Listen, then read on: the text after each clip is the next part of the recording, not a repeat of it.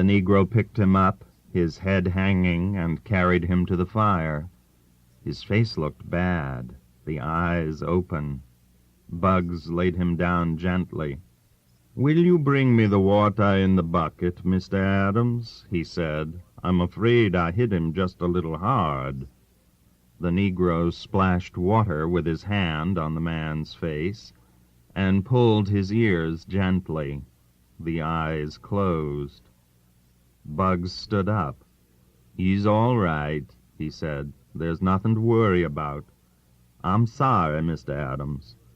"It's all right." Nick was looking down at the little man. He saw the blackjack on the grass and picked it up.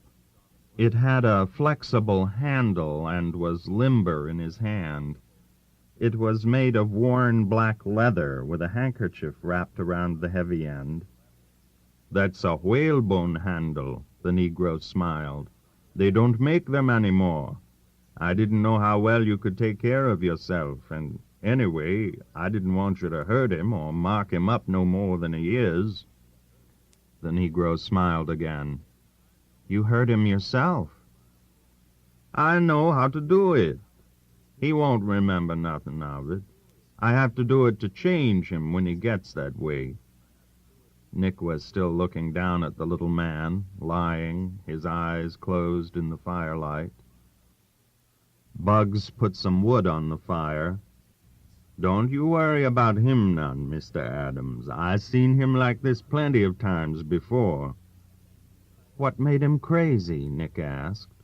"Oh, a lot of things," the Negro answered from the fire. "Would you like a cup of this coffee, Mr. Adams?" He handed Nick the cup and smoothed the coat he had placed under the unconscious man's head. "He took too many beatings, for one thing." The Negro sipped the coffee. "But that just made him sort of simple. Then his sister was his manager, and they was always being written up in the papers all about brothers and sisters and how she loved her brother and how he loved his sister. And then they got married in New York, and that made a lot of unpleasantness." "I remember about that." "Sure. Of course, they wasn't brother and sister no more than a rabbit.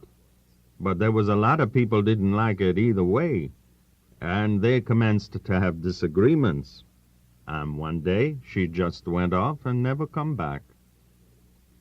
He drank the coffee and wiped his lips with the pink palm of his hand. "He just went crazy. Will you have some more coffee, Mr. Adams?" "Thanks." "I seen her a couple of times," the Negro went on. "She was an awful good-looking woman. Looked enough like him to be twins. He wouldn't be bad-looking without his face all busted." He stopped. The story seemed to be over. "Where did you meet him?" asked Nick. "I met him in jail," the Negro said. "He was busting people all the time after she went away, and they put him in jail. I was in for cutting a man." He smiled and went on soft-voiced. "Right away I liked him. And when I got out, I looked him up. He likes to think I'm crazy, and I don't mind. I like to be with him, and I like seeing the country, and I don't have to commit no larceny to do it. I like living like a gentleman." "What do you all do?" Nick asked. "Oh, nothing. Just move around. He's got money." "He must have made a lot of money." "Sure. He spent all his money, though.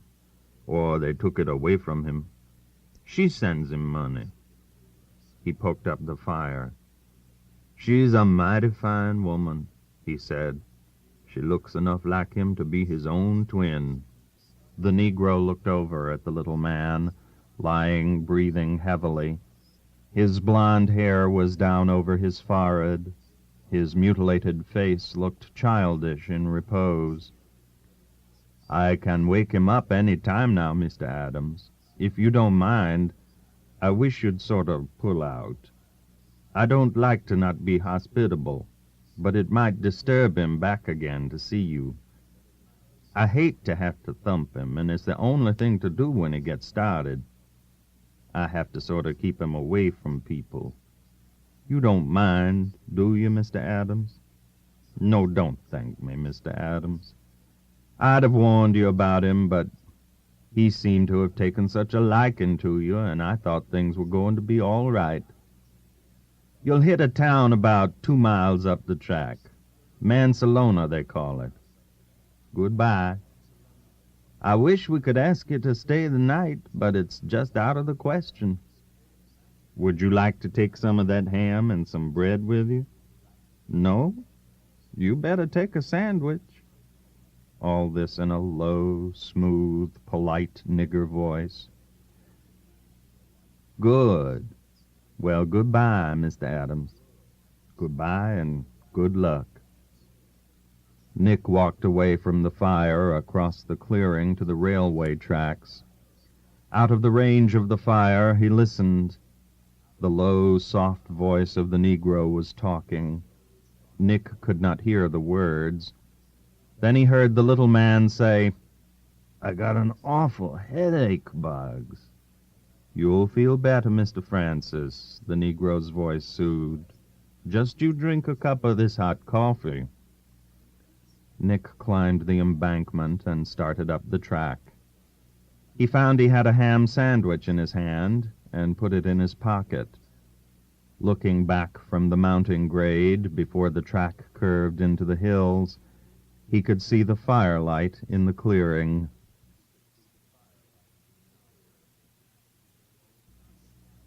Chapter 6. Nick sat against the wall of the church where they had dragged him to be clear of machine gun fire in the street. Both legs stuck out awkwardly. He had been hit in the spine. His face was sweaty and dirty. The sun shone on his face. The day was very hot. Rinaldi, big-backed, his equipment sprawling, lay face downward against the wall. Nick looked straight ahead brilliantly.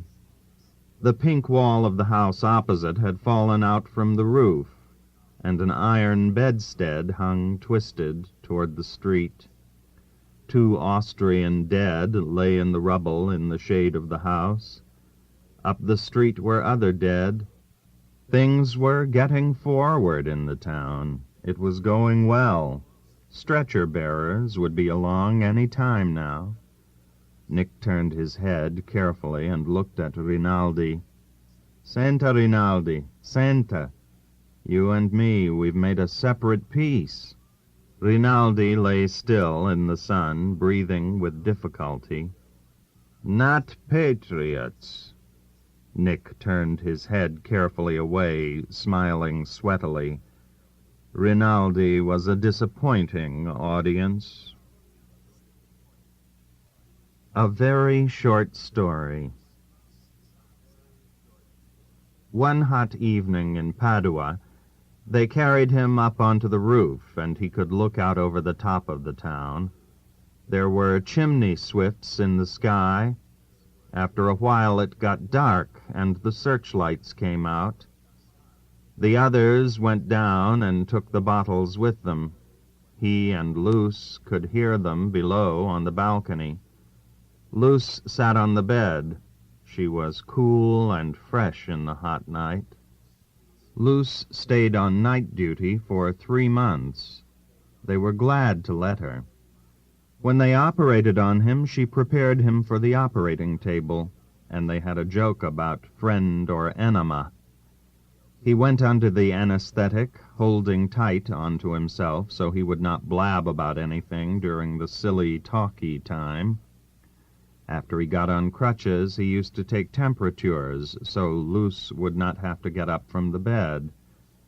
There were only a few patients, and they all knew about it. They all liked Luce.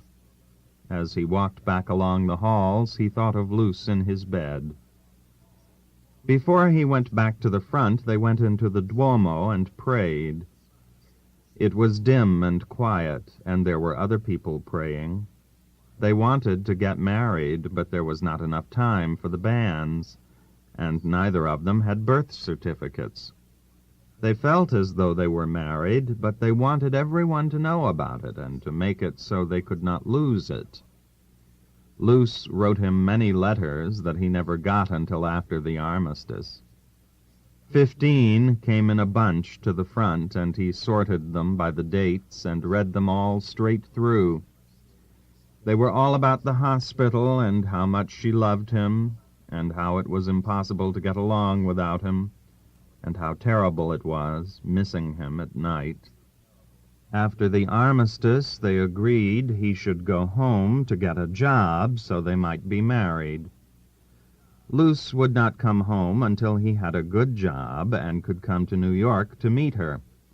It was understood he would not drink, and he did not want to see his friends or anyone in the States.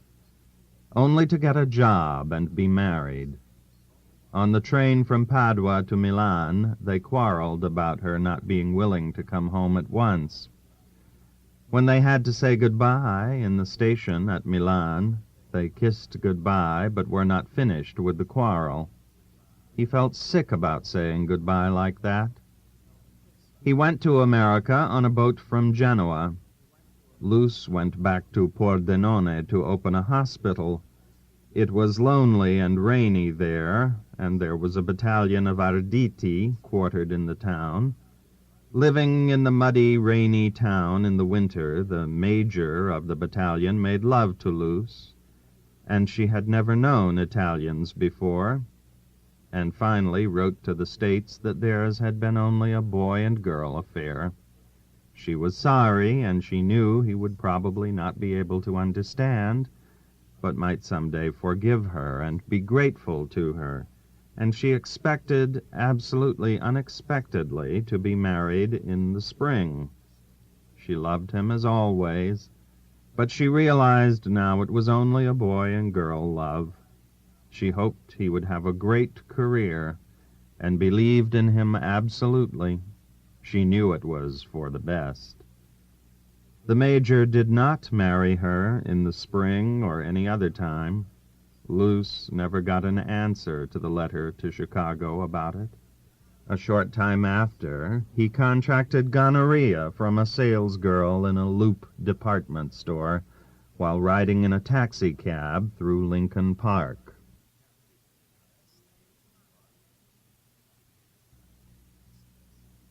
Chapter 7.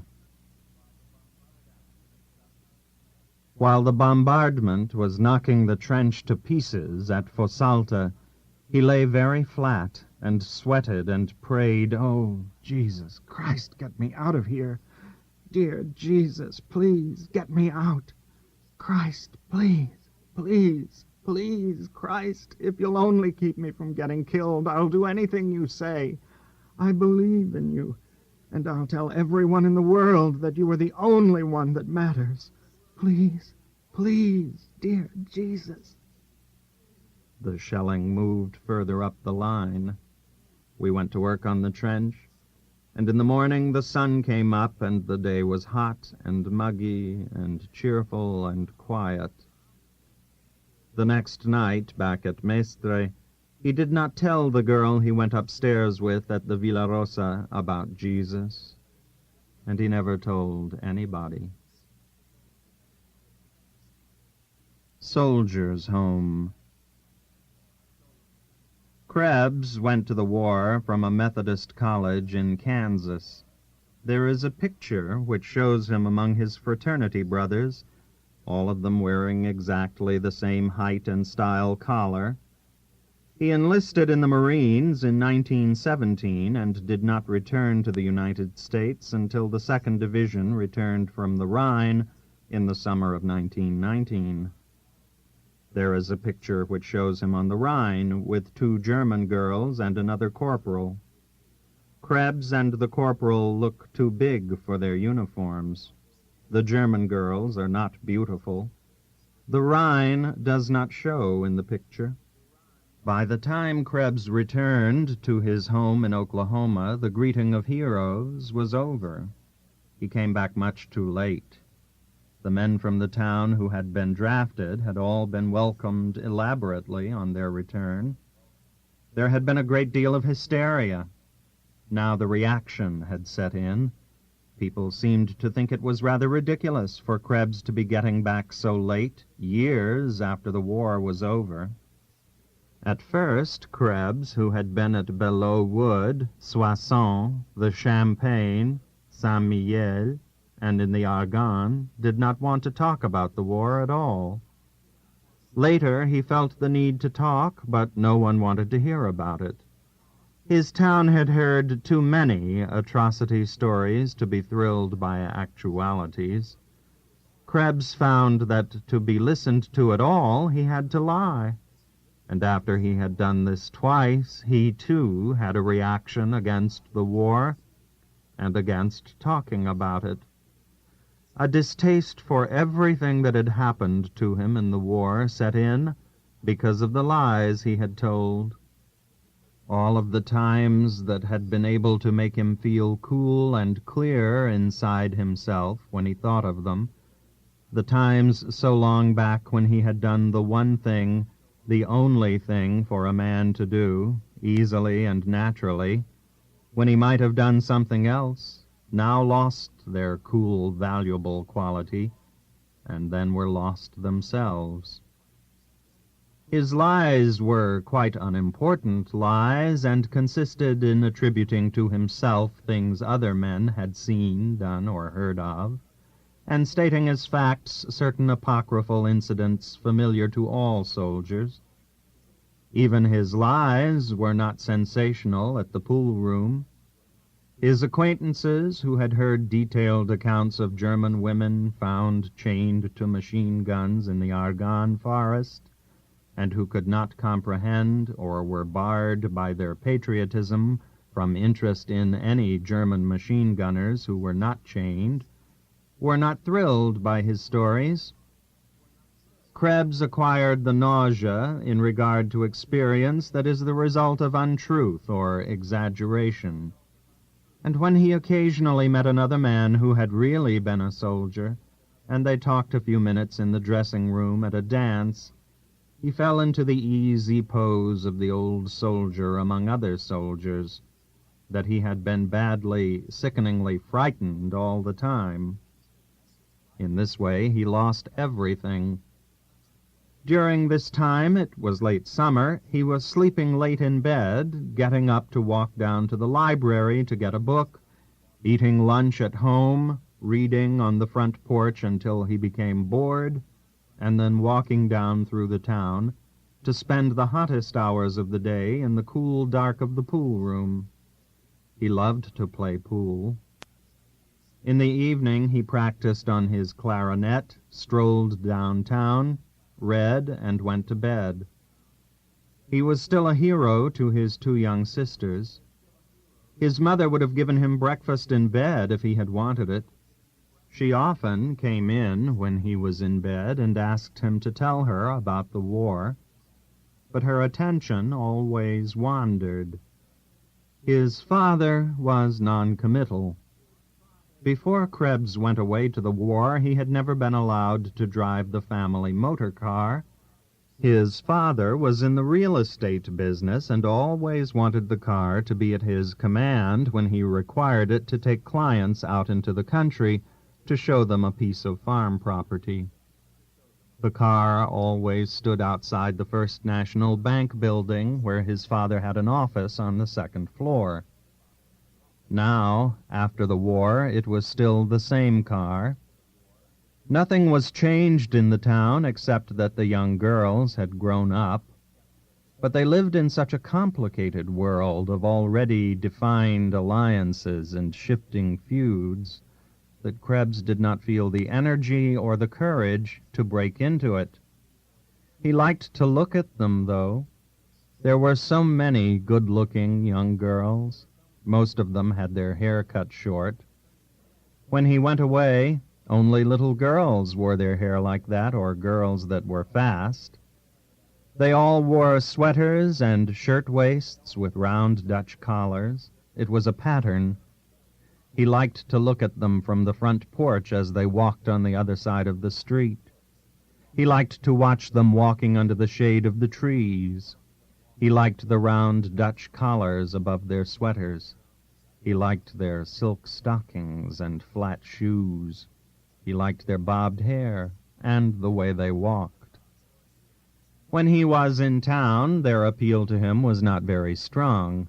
He did not like them when he saw them in the Greek's ice cream parlor. He did not want them themselves, really. They were too complicated. There was something else. Vaguely, he wanted a girl, but he did not want to have to work to get her. He would have liked to have a girl, but he did not want to have to spend a long time getting her. He did not want to get into the intrigue and the politics. He did not want to have to do any courting. He did not want to tell any more lies. It wasn't worth it. He did not want any consequences. He did not want any consequences ever again. He wanted to live along without consequences. Besides, he did not really need a girl. The army had taught him that. It was all right to pose as though you had to have a girl. Nearly everybody did that, but it wasn't true. You did not need a girl. That was the funny thing. First, a fellow boasted how girls mean nothing to him, that he never thought of them, that they could not touch him. Then a fellow boasted that he could not get along without girls, that he had to have them all the time, that he could not go to sleep without them. That was all a lie. It was all a lie both ways. You did not need a girl unless you thought about them. He learned that in the army. Then, sooner or later, you always got one. When you were really ripe for a girl, you always got one. You did not have to think about it. Sooner or later it would come. He had learned that in the army. Now he would have liked a girl if she had come to him and not wanted to talk. But here at home it was all too complicated. He knew he could never get through it all again. It was not worth the trouble. That was the thing about French girls and German girls. There was not all this talking. You couldn't talk much, and you did not need to talk. It was simple, and you were friends. He thought about France, and then he began to think about Germany. On the whole, he had liked Germany better. He did not want to leave Germany. He did not want to come home. Still, he had come home. He sat on the front porch. He liked the girls that were walking along the other side of the street. He liked the look of them much better than the French girls or the German girls. But the world they were in was not the world he was in. He would like to have one of them, but it was not worth it. They were such a nice pattern. He liked the pattern. It was exciting. But he would not go through all the talking. He did not want one badly enough. He liked to look at them all, though. It was not worth it. Not now, when things were getting good again. He sat there on the porch reading a book on the war. It was a history, and he was reading about all the engagements he had been in. It was the most interesting reading he had ever done. He wished there were more maps. He looked forward with a good feeling to reading all the really good histories when they would come out with good detail maps. Now he was really learning about the war. He had been a good soldier. That made a difference. One morning, after he had been home about a month, his mother came into his bedroom and sat on the bed. She smoothed her apron. "I had a talk with your father last night, Harold," she said, "and he is willing for you to take the car out in the evenings." "Yeah?" said Krebs, who was not fully awake. "Take the car out? Yeah?" "Yes. Your father has felt for some time that you should be able to take the car out in the evenings whenever you wished. But we only talked it over last night." "I'll bet you made him," Krebs said. "No, it was your father's suggestion that we talk the matter over." "Yeah, I'll bet you made him," Krebs sat up in bed. "Will you come down to breakfast, Harold?" his mother said. "As soon as I get my clothes on," Krebs said. His mother went out of the room, and he could hear her frying something downstairs while he washed, shaved, and dressed to go down into the dining room for breakfast. While he was eating breakfast, his sister brought in the mail. "Well, Har," she said, "you old sleepyhead, what do you ever get up for?" Krebs looked at her. He liked her. She was his best sister. "Have you got the paper?" he asked. She handed him the Kansas City Star, and he shucked off its brown wrapper and opened it to the sporting page. He folded the Star open and propped it against the water pitcher with his cereal dish to steady it, so he could read while he ate. "Harold," his mother stood in the kitchen doorway. "Harold, please don't muss up the paper. Your father can't read his Star if it's been mussed." "I won't muss it," Krebs said. His sister sat down at the table and watched him while he read. "We're playing indoor over at school this afternoon," she said. "I'm going to pitch." "Good," said Krebs. "How's the old wing?" "I can pitch better than lots of the boys. I tell them all you taught me. The other girls aren't much good." "Yeah?" said Krebs. "I tell them all you're my beau. Aren't you my beau, Har?" "You bet." "Couldn't your brother really be your beau, just because he's your brother?" "I don't know." "Sure you know. Couldn't you be my beau, Har, if I was old enough and if you wanted to?" "Sure. You're my girl now." "Am I really your girl?" "Sure." "Do you love me?" "Uh-huh." "Will you love me always?" "Sure." "Will you come over and watch me play indoor?" "Maybe." "Aw, Har, you don't love me. If you loved me, you'd want to come over and watch me play indoor." Krebs' mother came into the dining room from the kitchen. She carried a plate with 2 fried eggs and some crisp bacon on it, and a plate of buckwheat cakes. "You run along, Helen," she said. "I want to talk to Harold." She put the eggs and bacon down in front of him and brought in a jug of maple syrup for the buckwheat cakes. Then she sat down across the table from Krebs. "I wish you'd put down the paper a minute, Harold," she said. Krebs took down the paper and folded it. "Have you decided what you're going to do yet, Harold?" his mother said, taking off her glasses. "No," said Krebs. "Don't you think it's about time?" His mother did not say this in a mean way. She seemed worried. "I hadn't thought about it," Krebs said. "God has some work for everyone to do," his mother said. "There can be no idle hands in his kingdom." "I'm not in his kingdom," Krebs said. "We are all of us in his kingdom." Krebs felt embarrassed and resentful, as always. "I've worried about you so much, Harold," his mother went on. "I know the temptations you must have been exposed to. I know how weak men are. I know what your own dear grandfather, my own father, told us about the Civil War, and I have prayed for you. I pray for you all day long, Harold." Krebs looked at the bacon fat hardening on his plate. "Your father is worried, too," his mother went on. "He thinks you have lost your ambition, that you haven't got a definite aim in life. Charlie Simmons, who is just your age, has a good job and is going to be married. The boys are all settling down. They're all determined to get somewhere.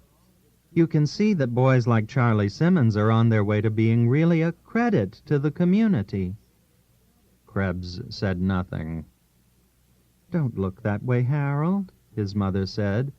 "You know we love you, and I want to tell you for your own good how matters stand.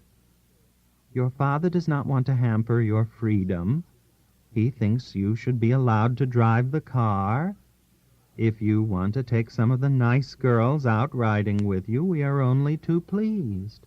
We want you to enjoy yourself. But you are going to have to settle down to work, Harold. Your father doesn't care what you start in at. All work is honorable, as he says. But you've got to make a start at something. He asked me to speak to you this morning, and then you can stop in and see him at his office. Is that all? Krebs said. Yes. Don't you love your mother, dear boy? No, Krebs said. His mother looked at him across the table. Her eyes were shiny. She started crying. I don't love anybody, Krebs said. It wasn't any good. He couldn't tell her, he couldn't make her see it. It was silly to have said it. He had only hurt her. He went over and took hold of her arm. She was crying with her head in her hands. I didn't mean it, he said. I was just angry at something. I didn't mean I didn't love you. His mother went on crying. Krebs put his arm on her shoulder. Can't you believe me, Mother? His mother shook her head. Please, Mother, please believe me. All right, his mother said chokily. She looked up at him.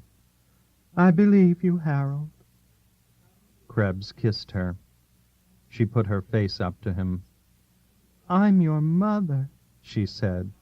I held you next to my heart when you were a tiny baby. Krebs felt sick and vaguely nauseated. I know, Mummy, he said. I'll try and be a good boy for you. Would you kneel and pray with me, Harold? His mother asked. They knelt down beside the dining room table, and Krebs' mother prayed. Now you pray, Harold, she said. I can't, Krebs said. Try, Harold. I can't. Do you want me to pray for you? Yes. So his mother prayed for him, and then they stood up, and Krebs kissed his mother and went out of the house. He had tried so to keep his life from being complicated. Still, none of it had touched him. He had felt very sorry for his mother, and she had made him lie. He would go to Kansas City and get a job, and she would feel all right about it. There would be one more scene, maybe, before he got away. He would not go down to his father's office. He would miss that one. He wanted his life to go smoothly. It had just gotten going that way. Well, that was all over now, anyway. He would go over to the schoolyard and watch Helen play indoor baseball.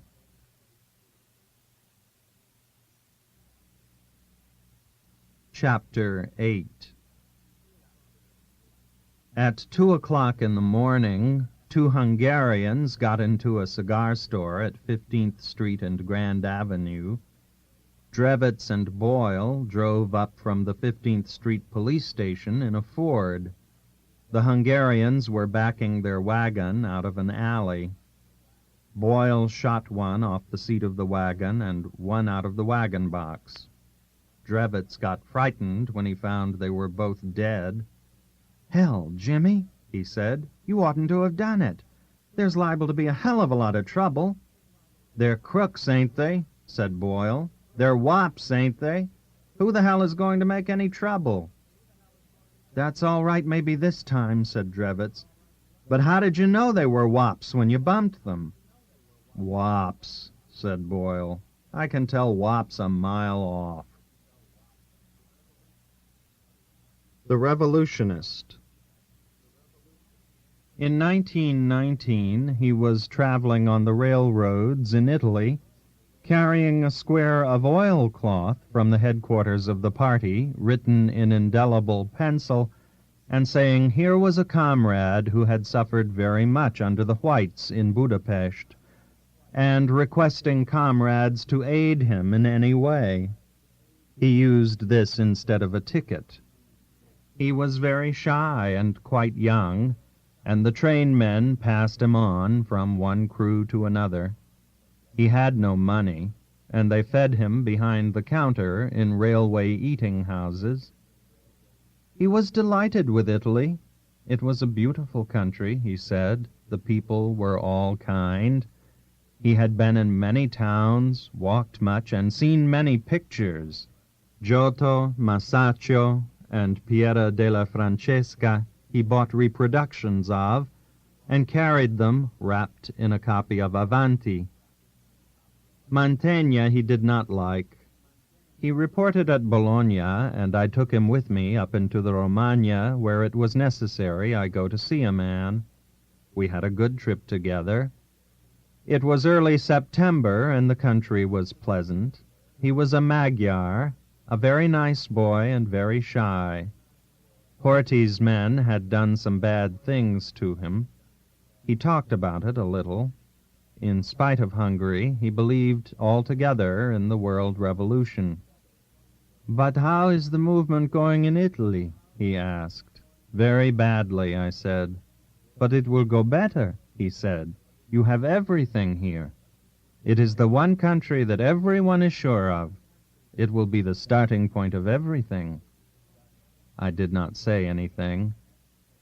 At Bologna he said goodbye to us, to go on the train to Milano, and then to Aosta to walk over the pass into Switzerland. I spoke to him about the Mantegnas in Milano. No, he said very shyly, he did not like Mantegna. I wrote out for him where to eat in Milano and the addresses of comrades. He thanked me very much, but his mind was already looking forward to walking over the pass. He was very eager to walk over the pass while the weather held good. He loved the mountains in the autumn. The last I heard of him, the Swiss had him in jail near Sion.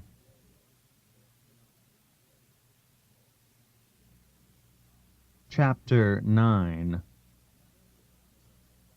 The first matador got the horn through his sword hand, and the crowd hooted him.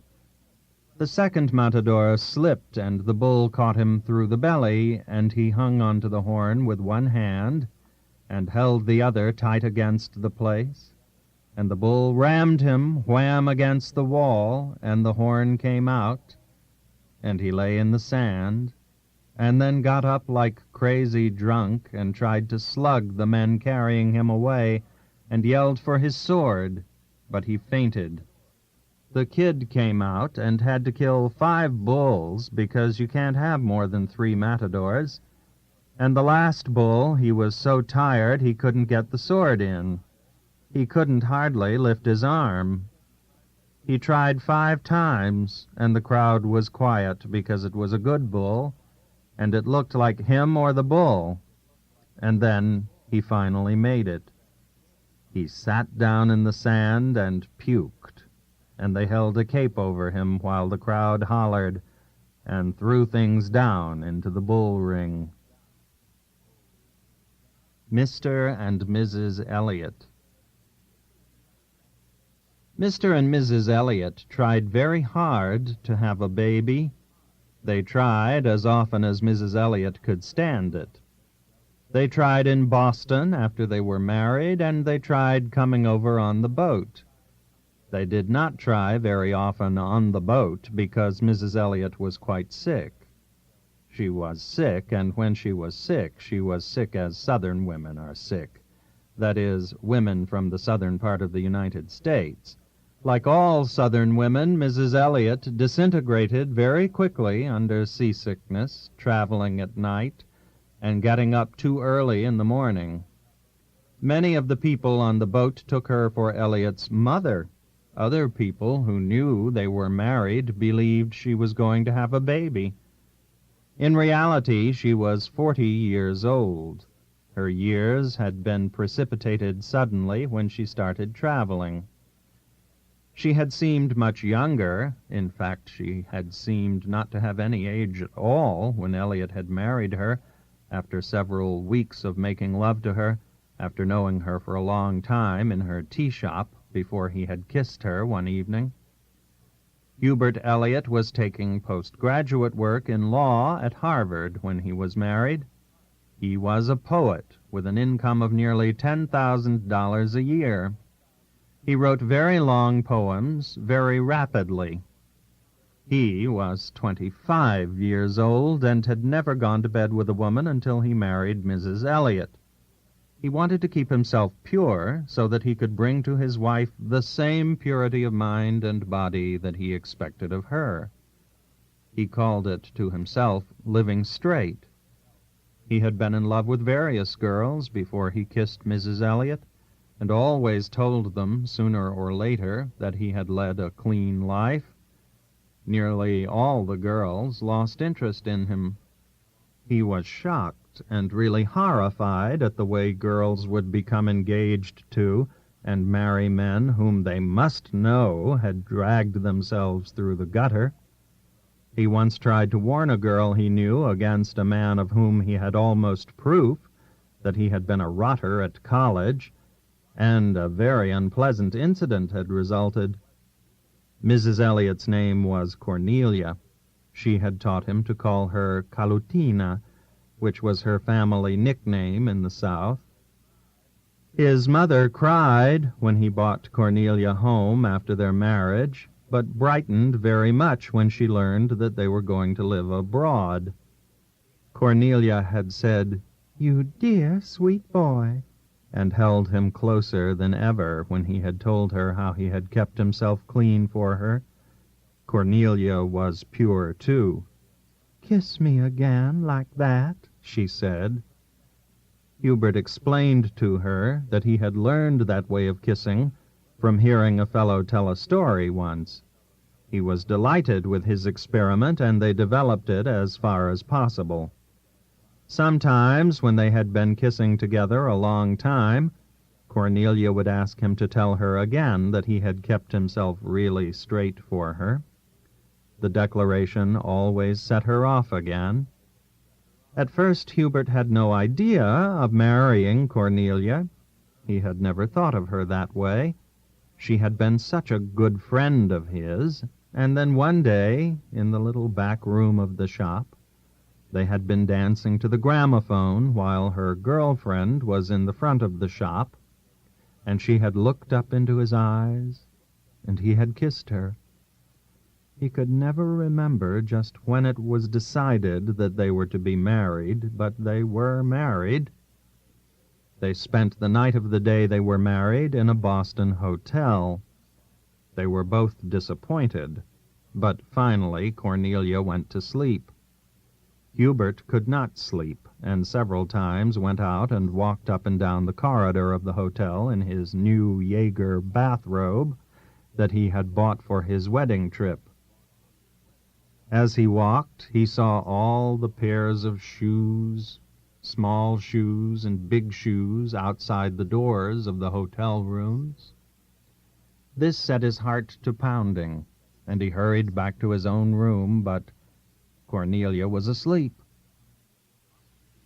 As he walked, he saw all the pairs of shoes, small shoes and big shoes, outside the doors of the hotel rooms.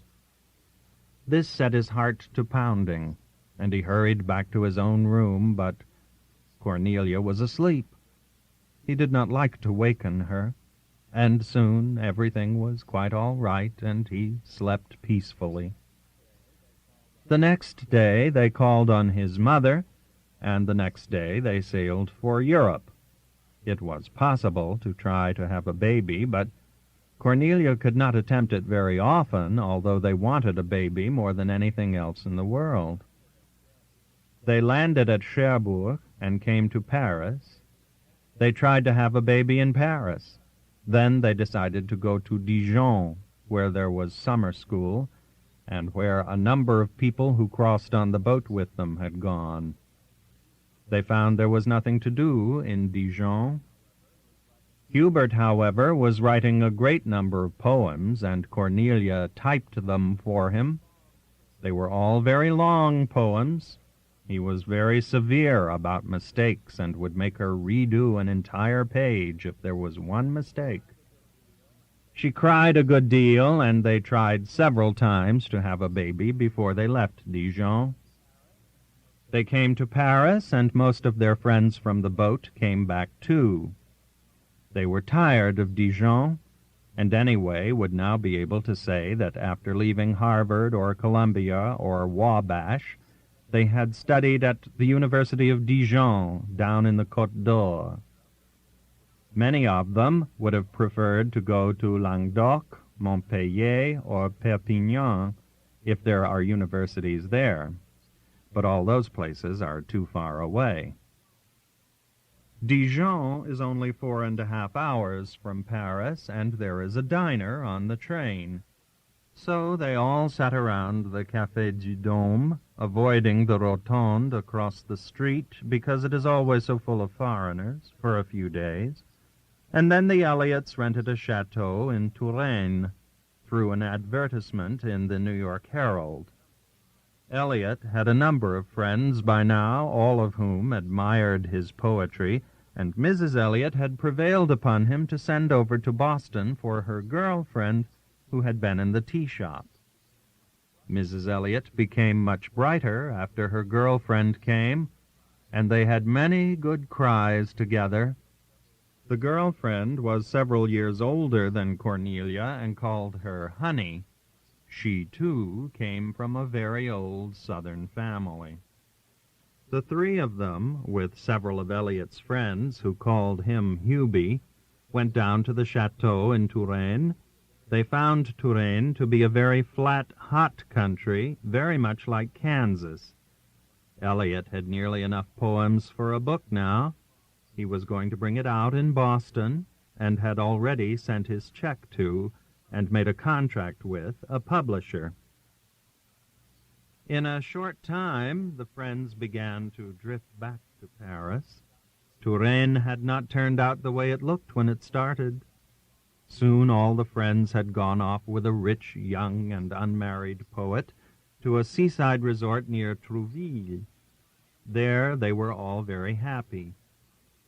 Elliot kept on at the chateau in Touraine because he had taken it for all summer. He and Mrs. Elliot tried very hard to have a baby in the big hot bedroom on the big hard bed. Mrs. Elliot was learning the touch system on the typewriter, but she found that while it increased the speed, it made more mistakes. The girlfriend was now typing practically all of the manuscripts. She was very neat and efficient and seemed to enjoy it.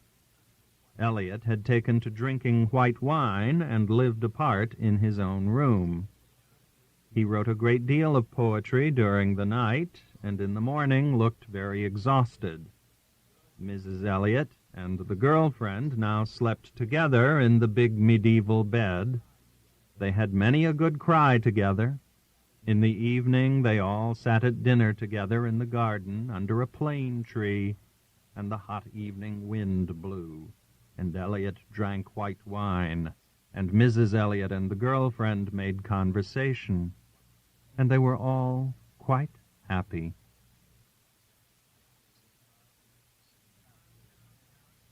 Chapter 10. They whacked the white horse on the legs, and he kneed himself up. The picador twisted the stirrups straight and pulled and hauled up into the saddle. The horse's entrails hung down in a blue bunch and swung backward and forward as he began to canter, the monos whacking him on the back of his legs with the rods. He cantered jerkily along the barrera. He stopped stiff, and one of the monos held his bridle and walked him forward. The picador kicked in his spurs, leaned forward, and shook his lance at the bull. Blood pumped regularly from between the horse's front legs. He was nervously wobbly. The bull could not make up his mind to charge. Cat in the Rain. There were only 2 Americans stopping at the hotel. They did not know any of the people they passed on the stairs on their way to and from their room. Their room was on the second floor, facing the sea. It also faced the public garden and the war monument. There were big palms and green benches in the public garden. In the good weather there was always an artist with his easel. Artists liked the way palms grew and the bright colors of the hotels facing the gardens and the sea. Italians came from a long way off to look up at the war monument. It was made of bronze and glistened in the rain. It was raining. The rain dripped from the palm trees. Water stood in pools on the gravel paths. The sea broke in a long line in the rain and slipped back down the beach to come up and break again in a long line in the rain. The motor cars were gone from the square by the war monument. Across the square in the doorway of the cafe, a waiter stood looking out at the empty square. The American wife stood at the window looking out. Outside, right under their window, a cat was crouched under one of the dripping green tables. The cat was trying to make herself so compact that she would not be dripped on. "I'm going down and get that kitty," the American wife said. "I'll do it," her husband offered from the bed. "No, I'll get it. The poor kitty out there trying to keep dry under a table." The husband went on reading, lying propped up with the two pillows at the foot of the bed. "Don't get wet," he said. The wife went downstairs, and the hotel owner stood up and bowed to her as she passed the office. His desk was at the far end of the office. He was an old man and very tall. "Il piove," the wife said. She liked the hotel keeper. "Sì, signora, brutto tempo. It's very bad weather." He stood behind his desk in the far end of the dim room. The wife liked him. She liked the deadly serious way he received any complaints. She liked his dignity. She liked the way he wanted to serve her. She liked the way he felt about being a hotel keeper. She liked his old, heavy face and big hands. Liking him, she opened the door and looked out. It was raining harder. A man in a rubber cape was crossing the empty square to the cafe. The cat would be around to the right. Perhaps she could go along under the eaves. As she stood in the doorway, an umbrella opened behind her. It was the maid who looked after their room. "You must not get wet," she smiled, speaking Italian. Of course, the hotel keeper had sent her. With the maid holding the umbrella over her, she walked along the gravel path until she was under their window. The table was there, washed bright green in the rain, but the cat was gone. She was suddenly disappointed. The maid looked up at her. "Ha perduto qualche cosa, signora?" "There was a cat," said the American girl. "A cat? Sì, il gatto." "A cat," the maid laughed. "A cat in the rain?" "Yes," she said, "under the table. Then, oh, I wanted it so much. I wanted a kitty." When she talked English, the maid's face tightened. "Come, signora," she said. "We must get back inside. You will be wet." "I suppose so," said the American girl. They went back along the gravel path and passed in the door. The maid stayed outside to close the umbrella.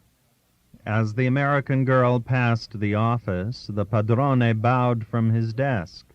Something felt very small and tight inside the girl. The padrone made her feel very small, and at the same time really important. She had a momentary feeling of being of supreme importance. She went on up the stairs. She opened the door of the room. George was on the bed reading. "Did you get the cat?" he asked, putting the book down. "It was gone." "Wonder where it went to," he said, resting his eyes from reading. She sat down on the bed. "I wanted it so much," she said. "I don't know why I wanted it so much. I wanted that poor kitty. It isn't any fun to be a poor kitty out in the rain." George was reading again. She went over and sat in front of the mirror of the dressing-table, looking at herself with the hand-glass. She studied her profile, first one side and then the other. Then she studied the back of her head and her neck. "Don't you think it would be a good idea if I let my hair grow out?" she asked, looking at her profile again. George looked up and saw the back of her neck, clipped close like a boy's. "I like it the way it is." "I get so tired of it," she said. "I get so tired of looking like a boy." George shifted his position in the bed. He hadn't looked away from her since she started to speak. "You look pretty darn nice," he said. She laid the mirror down on the dresser and went over to the window and looked out. It was getting dark. "I want to pull my hair back tight and smooth and make a big knot at the back that I can feel," she said. "I want to have a kitty to sit on my lap and purr when I stroke her." "Yeah?" George said from the bed. "And I want to eat at a table with my own silver. And I want candles. And I want it to be spring, and I want to brush my hair out in front of a mirror. And I want a kitty, and I want some new clothes." "Oh, shut up and get something to read," George said. He was reading again. His wife was looking out of the window. It was quite dark now, and still raining in the palm trees. "Anyway, I want a cat," she said. "I want a cat. I want a cat now. If I can't have long hair or any fun, I can have a cat." George was not listening. He was reading his book. His wife looked out of the window where the light had come on in the square. Someone knocked at the door. "Avanti," George said. He looked up from his book. In the doorway stood the maid. She held a big tortoise-shell cat pressed tight against her and swung down against her body. "Excuse me," she said. "The padrone asked me to bring this for the signora."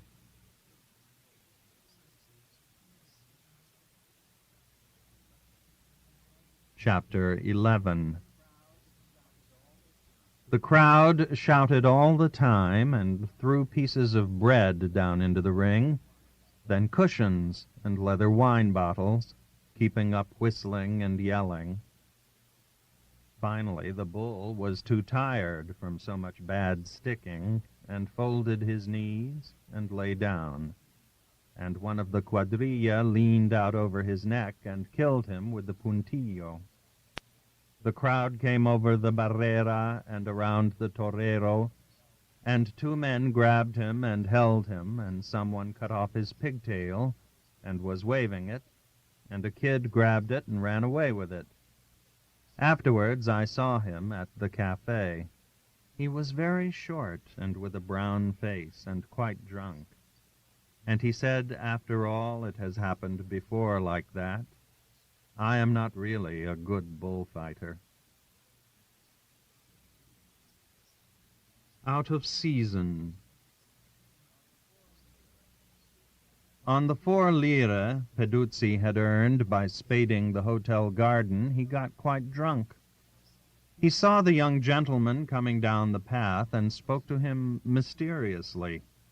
The young gentleman said he had not eaten, but would be ready to go as soon as lunch was finished, 40 minutes or an hour.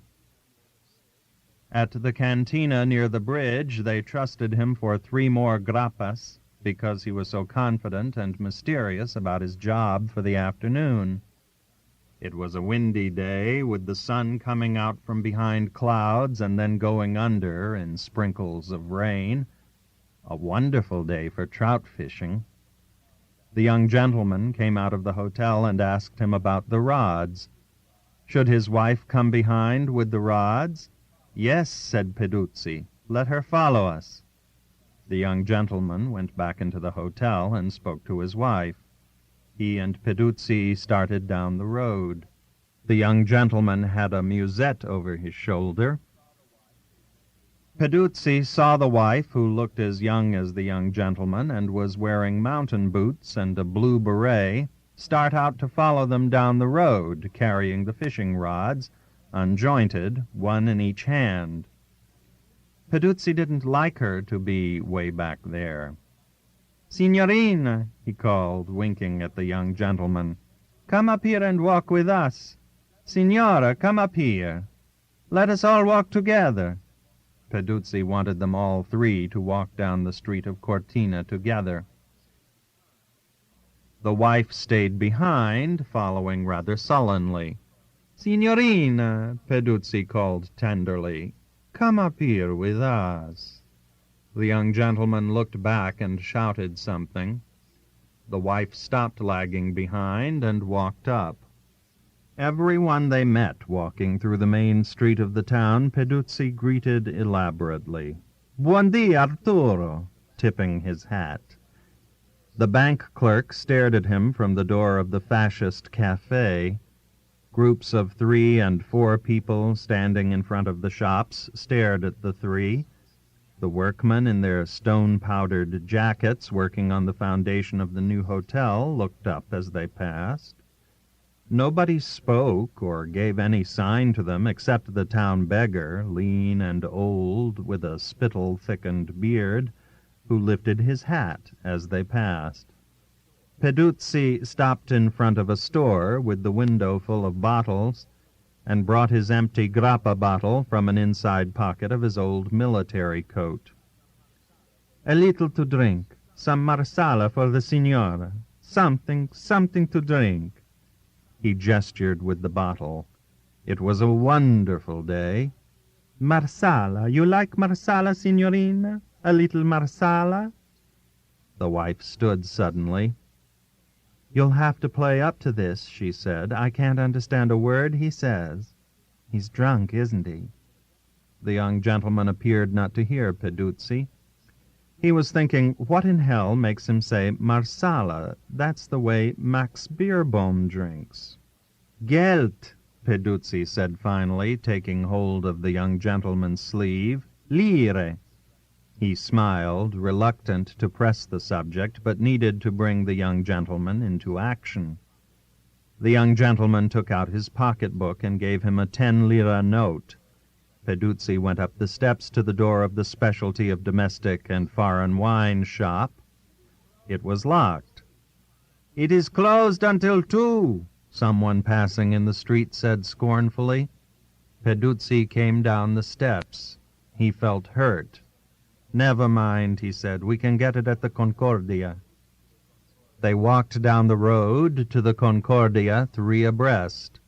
On the porch of the Concordia, where the rusty bobsleds were stacked, the young gentleman said, "Was wollen Sie?"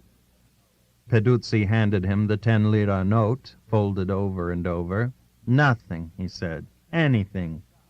He was embarrassed. "Marsala, maybe, I don't know. Marsala?" The door of the Concordia shut on the young gentleman and the wife. "3 marsalas," said the young gentleman to the girl behind the pastry counter. "2, you mean?" she asked. "No," he said, "1 for a vecchio." "Oh," she said, "a vecchio," and laughed, getting down the bottle. She poured out the 3 muddy-looking drinks into 3 glasses. The wife was sitting at a table under the line of newspapers on sticks. The young gentleman put one of the marsalas in front of her. "You might as well drink it," he said. "Maybe it'll make you feel better." She sat and looked at the glass. The young gentleman went outside the door with a glass for Peduzzi, but could not see him. "I don't know where he is," he said, coming back into the pastry room, carrying the glass. "He wanted a quart of it," said the wife. "How much is a quarter liter?" the young gentleman asked the girl. "Of the bianco? 1 lira." "No, of the marsala." "Put these 2 in, too," he said, giving her his own glass and the one poured for Peduzzi. She filled the quarter-liter wine measure with a funnel. "A bottle to carry it," said the young gentleman. She went to hunt for a bottle. It all amused her.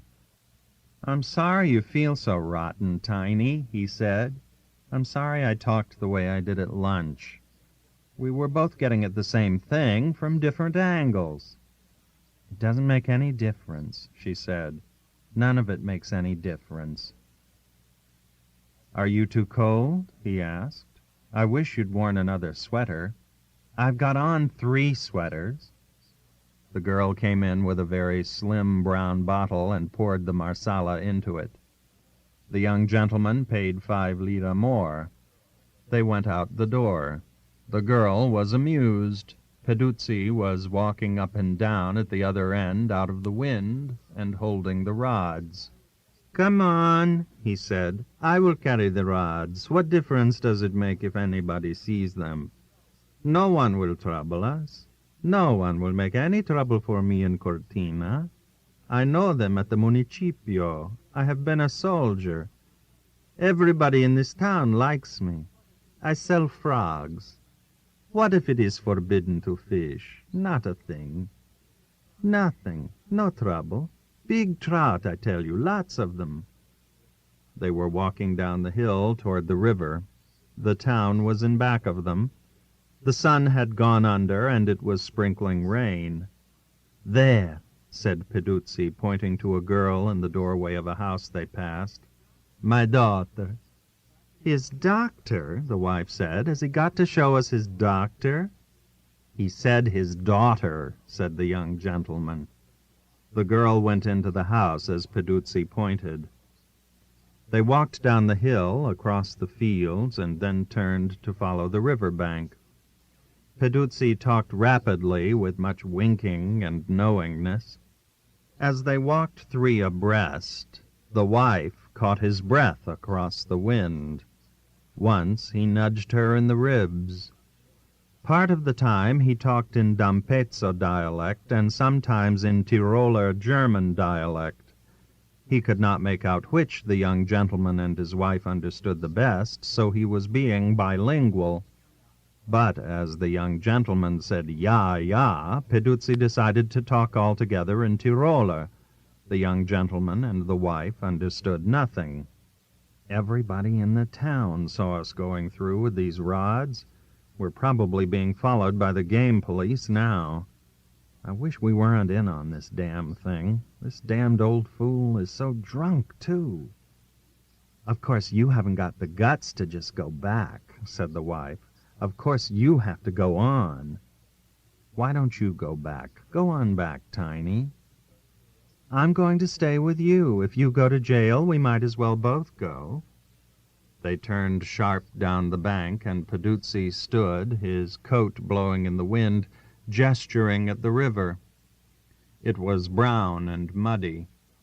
Off on the right there was a dump heap. "Say it to me in Italian," said the young gentleman.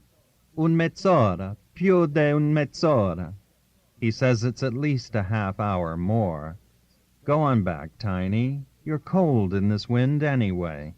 It's a rotten day, and we aren't going to have any fun anyway." "All right," she said, and climbed up the grassy bank. Peduzzi was down at the river and did not notice her till she was almost out of sight over the crest. "Frau!" he shouted. "Frau! Fräulein! You're not going?" She went on over the crest of the hill. "She's gone," said Peduzzi. It shocked him. He took off the rubber bands that held the rod segments together and commenced to joint up one of the rods.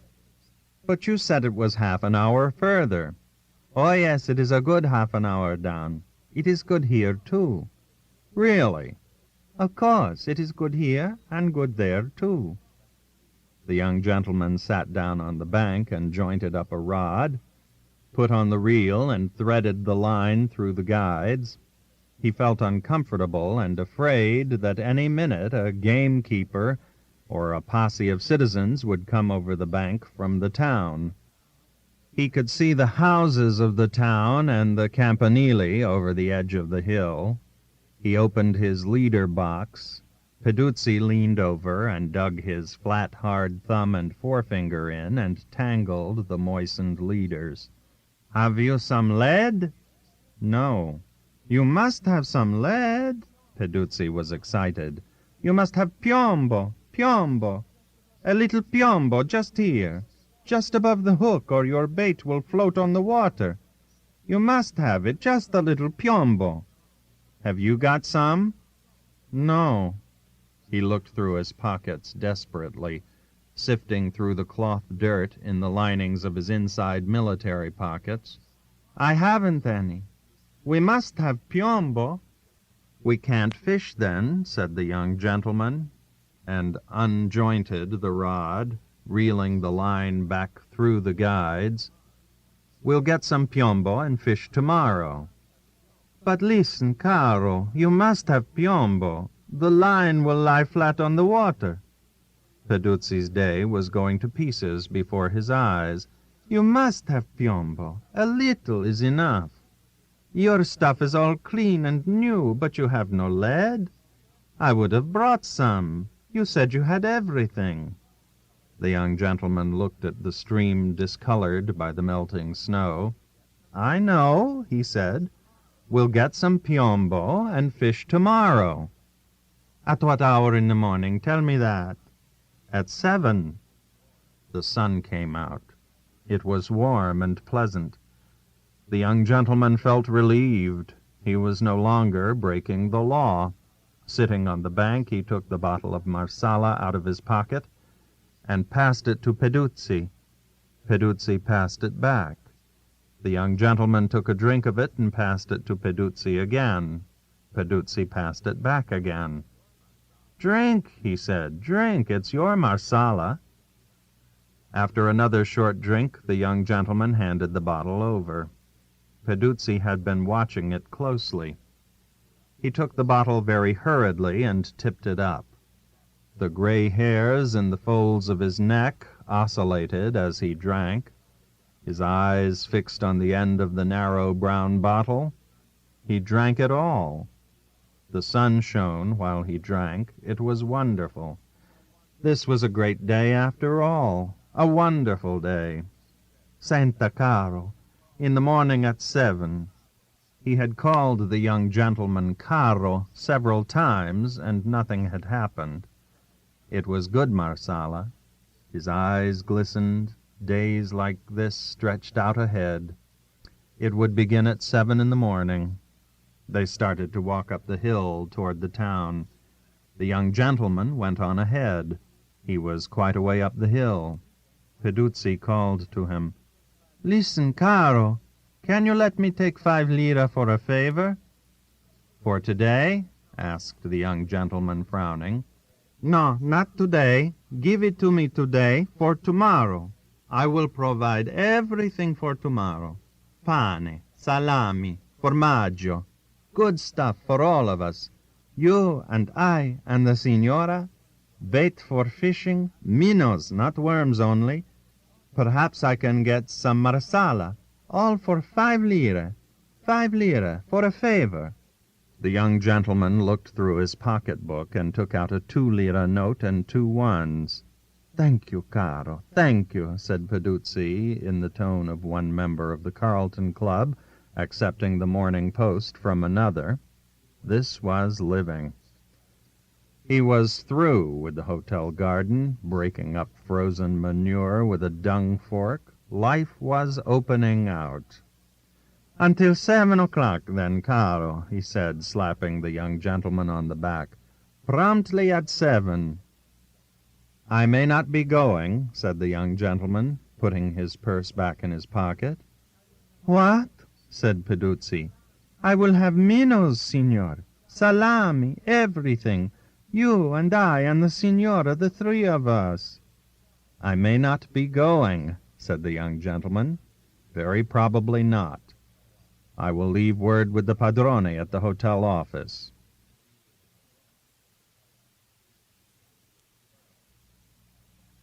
Chapter 12. If it happened right down close in front of you, you could see Villalta snarl at the bull and curse him. and when the bull charged, he swung back firmly like an oak when the wind hits it, his legs tight together, the muleta trailing and the sword following the curve behind. Then he cursed the bull, flopped the muleta at him, and swung back from the charge, his feet firm, the muleta curving, and at each swing the crowd roaring. When he started to kill, it was all in the same rush. The bull looking at him straight in front, hating. He drew out the sword from the folds of the muleta and sighted with the same movement and called to the bull, "Toro, toro," and the bull charged and Villalta charged, and just for a moment they became one. Villalta became one with the bull, and then it was over. Villalta standing straight and the red hilt of the sword sticking out dully between the bull's shoulders. Villalta, his hand up at the crowd, and the bull, roaring blood, looking straight at Villalta, and his legs caving. Cross-country snow. The funicular car bucked once more and then stopped. It could not go farther. The snow drifted solidly across the track. The gale, scouring the exposed surface of the mountain, had swept the snow surface into a windboard crust. Nick, waxing his skis in the baggage car, pushed his boots into the toe irons and shut the clamp tight. He jumped from the car sideways onto the hard windboard, made a jump turn, and crouching and trailing his sticks, slipped in a rush down the slope. On the white below, George dipped and rose and dipped out of sight. The rush and the sudden swoop as he dropped down a steep undulation in the mountainside plucked Nick's mind out and left him only the wonderful flying, dropping sensation in his body. He rose to a slight uprun, and then the snow seemed to drop out from under him as he went down, down, faster and faster, in a rush down the last long, steep slope. Crouching so he was almost sitting back on his skis, trying to keep the center of gravity low, the snow driving like a sandstorm, he knew the pace was too much, but he held it. He would not let go and spill. Then a patch of soft snow, left in a hollow by the wind, spilled him, and he went over and over in a clashing of skis, feeling like a shot rabbit, then stuck, his legs crossed, his skis sticking straight up, and his nose and ears jammed full of snow. George stood a little farther down the slope, knocking the snow from his wind jacket with big slaps. "You took a beauty, Mike," he called to Nick. "That's lousy soft snow. It bagged me the same way." "What's it like over the cud?" Nick kicked his skis around as he lay on his back and stood up. "You've got to keep to your left. It's a good fast drop with a Christie at the bottom on account of a fence." "Wait a second, we'll take it together." "No, you come on and go first. I like to see you take the cuds." Nick Adams came up past George, big back and blond head still faintly snowy. Then his skis started slipping at the edge, and he swooped down, hissing in the crystalline powder snow, and seeming to float up and drop down as he went up and down the billowing cuds. He held to his left, and at the end, as he rushed toward the fence, keeping his knees locked tight together and turning his body like tightening a screw, brought his skis sharply around to the right in a smother of snow, and slowed into a loss of speed parallel to the hillside and the wire fence. He looked up the hill. George was coming down in the telemark position, kneeling, one leg forward and bent, the other trailing. his sticks hanging like some insect's thin legs, kicking up puffs of snow as they touched the surface, and finally the whole kneeling, trailing figure coming around in a beautiful right curve, crouching, the legs shot forward and back, the body leaning out against the swing, the sticks accenting the curve like points of light, all in a wild cloud of snow. "I was afraid to Christie," George said. "The snow was too deep. You made a beauty." "I can't telemark with my leg," Nick said. Nick held down the top strand of the wire fence with his ski, and George slid over. Nick followed him down to the road. They thrust bent-kneed along the road into a pine forest. The road became polished ice, stained orange and a tobacco yellow from the teams hauling logs. The skiers kept to the stretch of snow along the side. The road dipped sharply to a stream and then ran straight uphill. Through the woods they could see a long, low-eaved, weather-beaten building. Through the trees it was a faded yellow. Closer, the window frames were painted green. The paint was peeling. Nick knocked his clamps loose with one of his ski sticks and kicked off the skis. "We might as well carry them up here," he said. He climbed the steep road with the skis on his shoulder, kicking his heel nails into the icy footing. He heard George breathing and kicking in his heels just behind him. They stacked the skis against the side of the inn and slapped the snow off each other's trousers, stamped their boots clean, and went in. Inside it was quite dark. A big porcelain stove shone in the corner of the room. There was a low ceiling, smooth benches, back of dark wine-stained tables, were along each side of the rooms. 2 Swiss sat over their pipes and 2 decies of cloudy new wine next to the stove. The boys took off their jackets and sat against the wall on the other side of the stove. A voice in the next room stopped singing, and a girl in a blue apron came in through the door to see what they wanted to drink.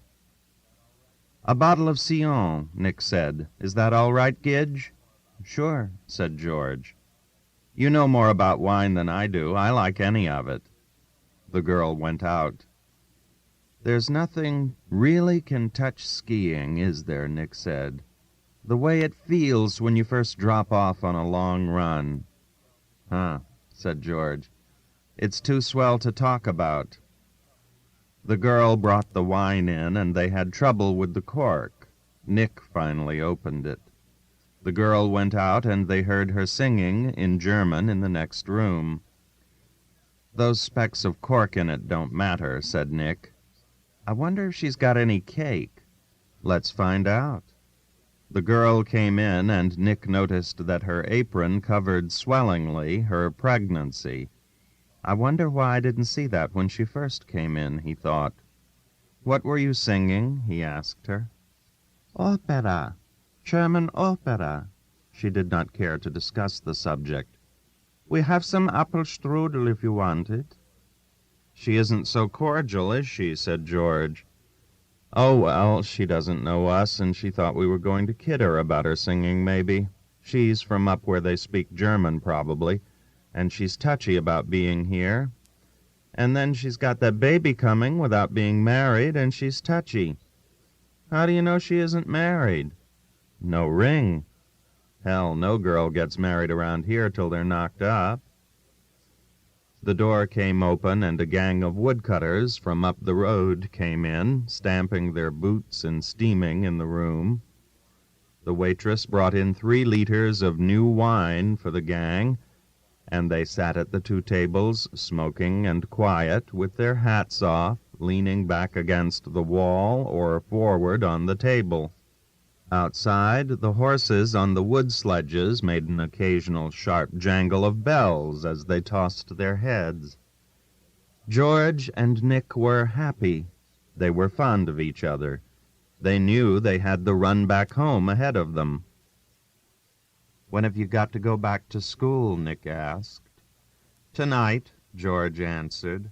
"I've got to get the 10:40 from Montreux."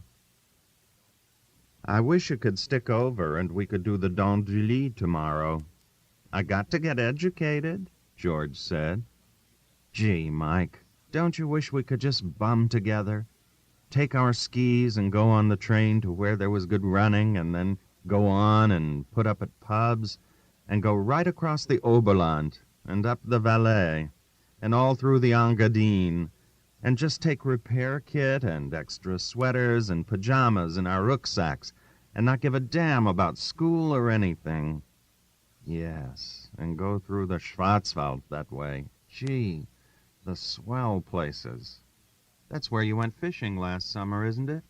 "Yes." They ate the strudel and drank the rest of the wine. George leaned back against the wall and shut his eyes. "Wine always makes me feel this way," he said. "Feel bad?" Nick asked. "No, I feel good, but funny." "I know," Nick said. "Sure," said George. "Should we have another bottle?" Nick asked. "Not for me," George said. They sat there, Nick leaning his elbows on the table, George slumped back against the wall. "Is Helen going to have a baby?" George said, coming down to the table from the wall. "Yes." "When?" "Late next summer." "Are you glad?" "Yes, now." "Will you go back to the States?" "I guess so." "Do you want to?" "No." "Does Helen?" "No." George sat silent. He looked at the empty bottle and the empty glasses. "It's hell, isn't it?" he said. "No, not exactly," Nick said. "Why not?" "I don't know."